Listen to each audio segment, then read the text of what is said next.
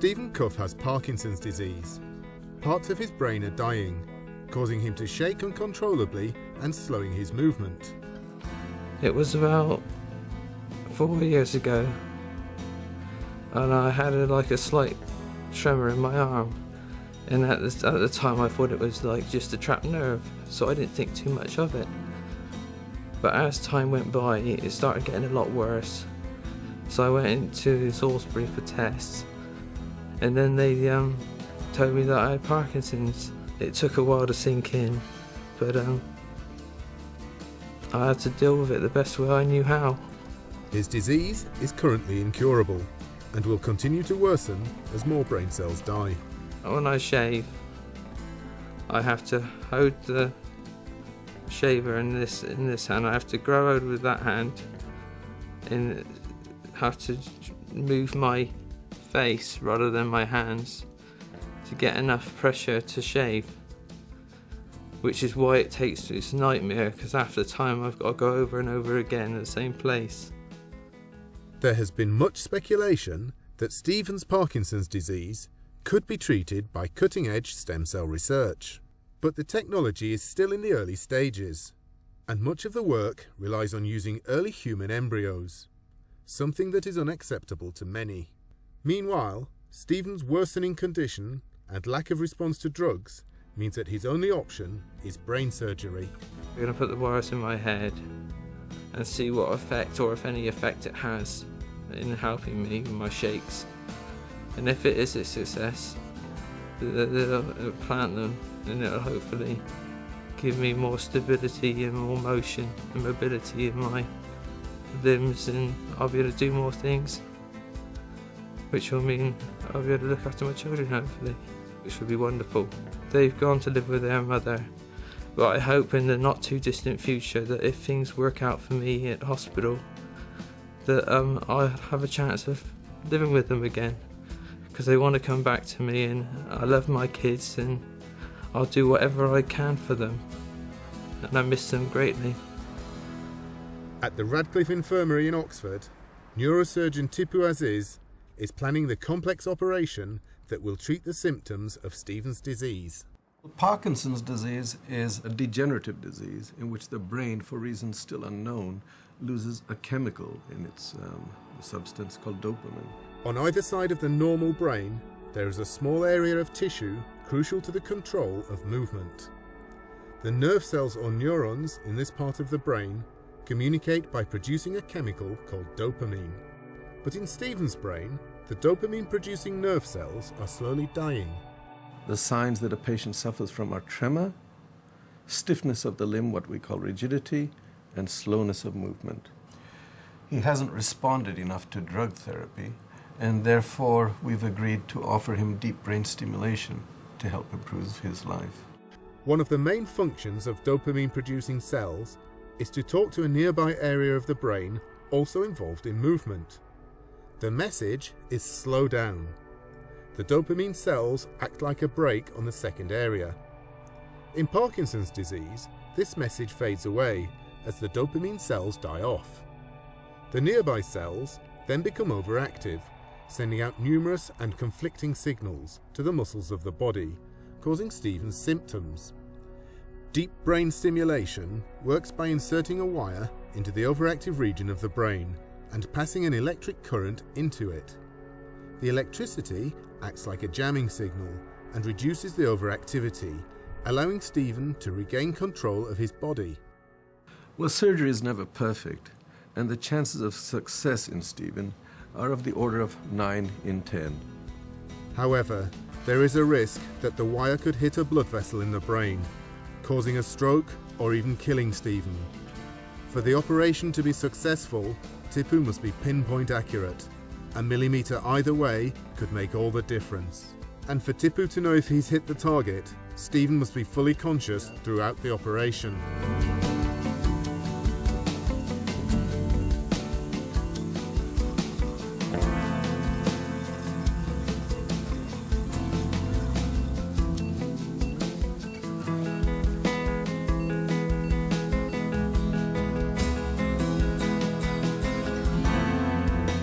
As the wires are pushed deep into Stephen's brain, his body is still shaking. We'll start passing some current if you tell us what you feel. Give it a tremor first. But as the electricity flowing to Stephen's brain is tuned to the right frequency, his tremor dramatically subsides.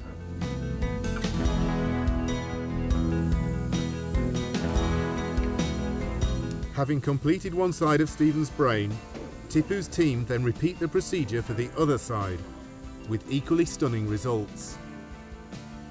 How does that feel? Feels great, huh? Okay, now we'll take... All that now remains is for the team to wire Stephen up to his power pack, which will be implanted under his skin. Well, as you see, the operation went very well. He's lost the tremor and the stiffness and the slowness, particularly on his terrible right side. And we certainly improved his left side. And by his own words, he feels marvelous. It's now 6 weeks since Stephen's operation. And although not perfect, he's a changed man. I remember Dr. Aziz telling me to raise my hand, and I could raise my hand and open my fingers. For the first time in 5 years, to be able to open my hands up. I can't tell you what it's like to be able to just walk freely. And I couldn't get a stride in. I knew what I wanted to do, but I couldn't get that stride in. But now I can walk so freely, it's just like having 2 new legs. The box is there. It's permanently switched on, and all they do is put a little tiny computer. All they do is they press it on the skin, and they can like fine-tune me like a motor. As I was struggling to look after the children. And my long-term goal was to be able to have my kids back. This is Marie, my daughter. She's 13. She's a pain in the backside, but I love her to bits, and she's really good. And she helps me around the house and that when she comes to see me. Michael, he's responsible for breaking the glass window of my shed, kicking a football through it. When you walk to the shops with him, he's much more faster. He's always in front of you, you can't keep up with him.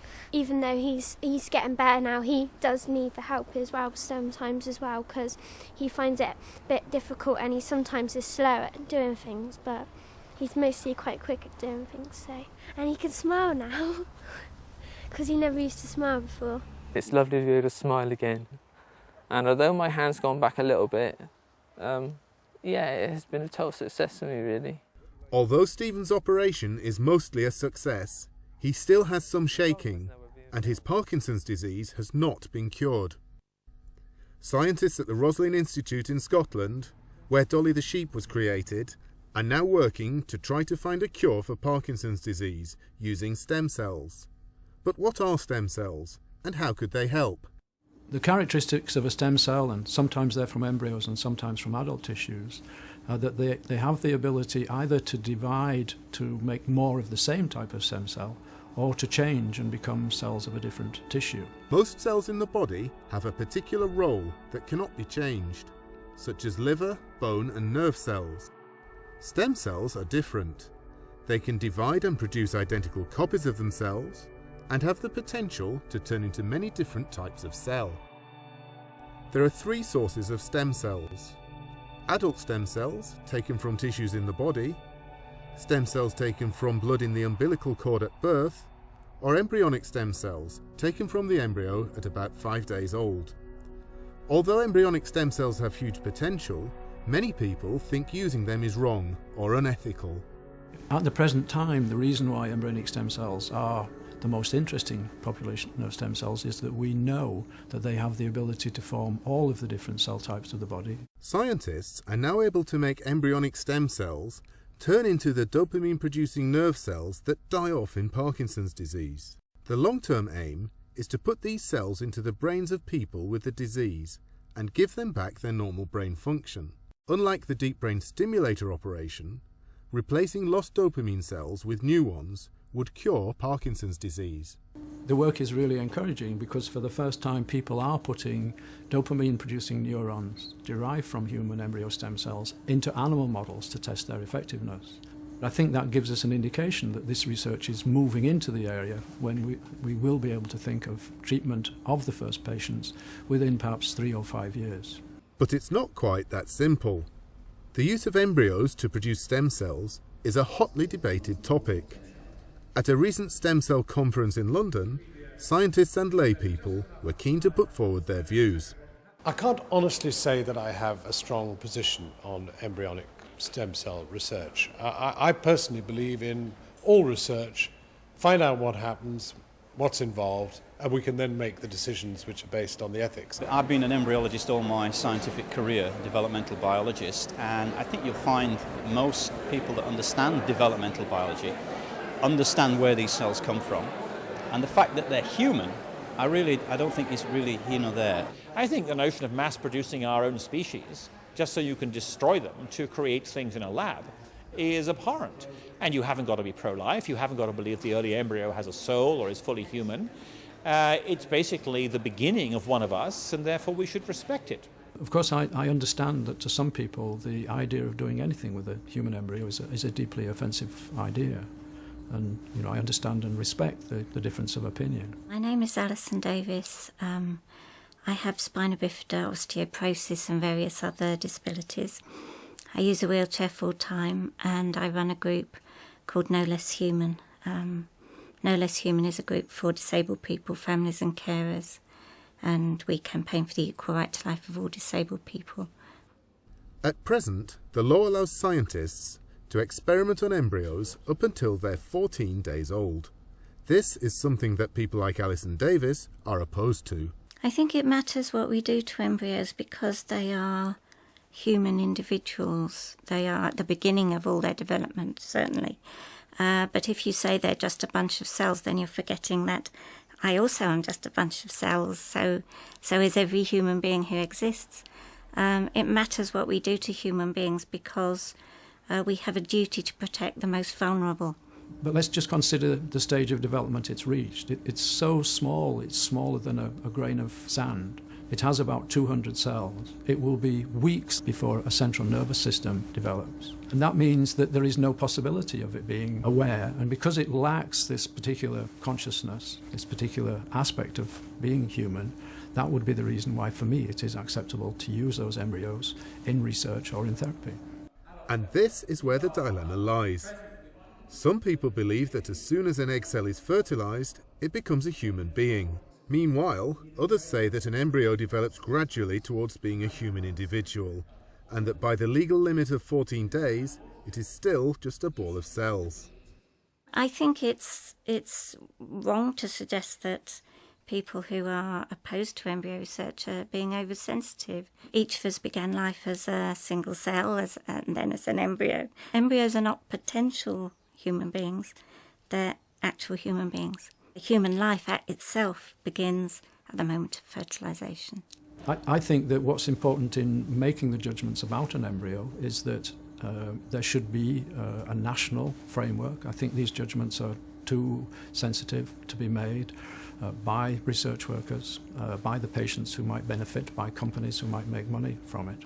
I mean, I'd be first in line for ethical stem cell research, and there are ethical sources of stem cells which are already treating people with disabling conditions. But I couldn't possibly countenance killing vulnerable human beings because there might be something in it for me.